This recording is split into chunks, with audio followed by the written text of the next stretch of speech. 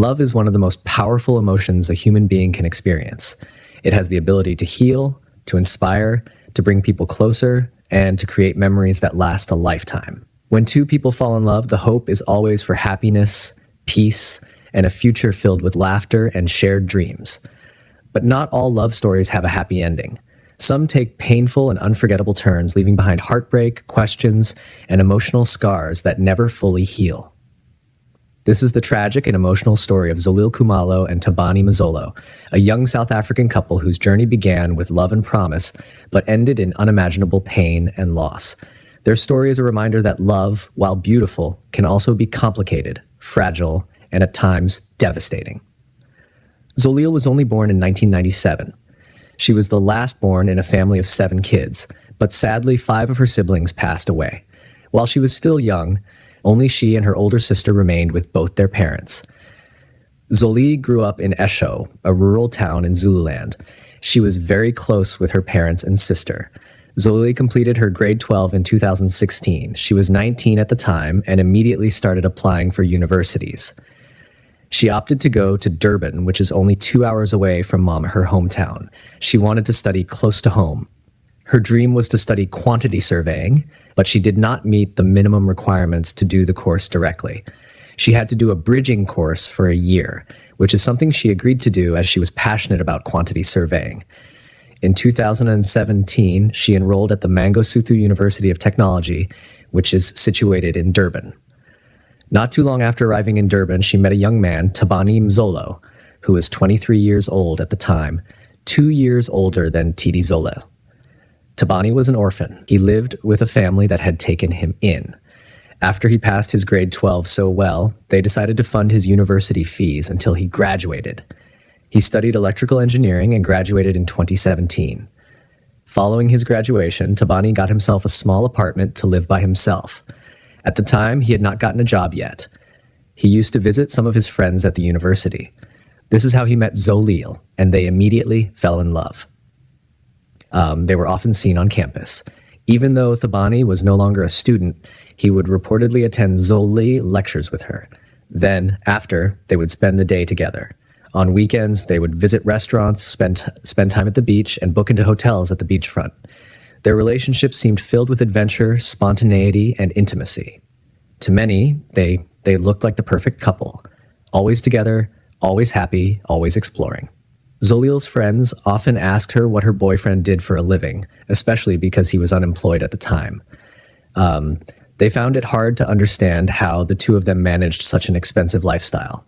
They were always traveling, staying at stunning beachfront hotels, enjoying meals at classy restaurants, and living a life that many. Zolile's answer was that he was from a rich family. It's unknown if Zolile knew that Thabani funded their lifestyle through dodgy dealings. But this picture they took, carrying guns in what is believed to be Thabani apartment, suggested maybe she knew. As time went on, her friends started getting worried about her life, as she would come back with bruises on her face and neck. They decided to ask her what was going on, as they could see something was wrong. After continuous persuasion, Zolile revealed that Thabani was regularly beating her up and wanted to know everything she was doing at any time. If she was not answering her phone, he would accuse her of cheating. Zolile tried to break up with Thabani a few months into their relationship, but Thabani begged her not to end the relationship and promised to change. They got back together toward the end of 2017, before Zolile went home for the holidays. In January 2018, she returned to Durban and immediately reignited her relationship with Thabani. Their relationship was at a high point as they were seen together everywhere. But by April 2018, Thabani was back to his abusive ways, which made Zolile very frustrated. She decided to end the relationship for good. On April 29th, 2018, she officially told Thabani their relationship was over, but Thabani took this as a joke and told her that was not going to happen. However, Zolile insisted it was truly over and left, thinking it was done. She even texted one of her friends on WhatsApp saying she was happy she had finally broken up with Thabani. The friend replied in disbelief, saying she was lying. Then, in another message, the friend said, "We will bury you soon," which sadly ended up coming true. After ending the relationship, Zolile ignored all of Thabani incoming calls and spent most of her time in her room. She did not want any chance of running into him. 2 days after the breakup, Thabani was furious after trying numerous times to get in touch with Zolile. He decided to go to the Lonsdale residence, a privately leased student residence in the Durban CBD where Zolile stayed. He took one of his guns with him. He then called one of his friends, Simiso Buthelezi, who also stayed in the residence because he needed to be signed in at the entrance. They went to Simiso's room where Thabani tricked Simiso into going to Zolile's room to check if she was there, claiming he wanted to surprise her. Simiso went to Zolile's room pretending he was there to fetch Thabani's t-shirt.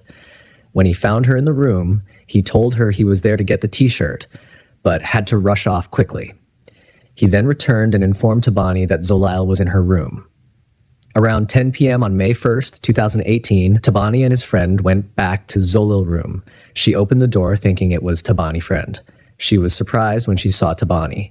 She greeted them and went back to sit at her desk. Zolile then said to Thabani, "Hello, baby. How are you? How are you?" At this point, she may have already been scared. Thabani responded, "Don't say baby to me. Rather say dog, because I have been sniffing around looking for you like a dog." He then said, "Zola, I have been looking for you for the past 2 days. You always said we would be together till death do us part. Well, today is the day." He pulled out his gun. Zolile started begging and shaking, asking for forgiveness. Thabani fired the first shot into her chest. She fell to the floor. He then picked her up and fired another shot into her head. Just like that, Zolile lost her life at only 21 years old. Thabani left the room immediately after shooting her. Zolile's roommate and Simiso were left to call for help. When the news of Zolile's death broke, Mangosuthu University of Technology students and people across the country were outraged, demanding justice. Thabani went on Facebook and posted in Zulu, confessing to the murder. Loosely translated, his post said, "It is surreal. If I had the power, I would bring her back so that we could right our wrongs by talking. But that is no longer possible because she has left me without me having told her that I forgive her." A few days later, he was found and arrested. His trial started, and during the proceedings, Thabani showed no remorse for what he had done. He would show the middle finger or make a trigger sign in front of cameras. He was found guilty and sentenced to life imprisonment for the murder of Zolile, plus another 25 years for possession of an illegal firearm. The judge rejected Thabani's claim that Zolile shot herself during a struggle over the gun, calling him a blatant liar. The judge stated that Thabani could not accept that Zolile had ended their relationship and made the decision to kill her. The case received widespread media attention and sparked protests against gender-based violence, GBV, in South Africa. In March 2020, Thabani was found guilty of premeditated murder, possession of an unlicensed firearm, and possession of ammunition. He was sentenced to life imprisonment for the murder, 25 years for the firearm, and 3 years for the ammunition, with the sentences running concurrently. Zolile's story is a heartbreaking reminder of the dangers of possessive love and unchecked violence. If you or someone you know is in an abusive relationship, seek help.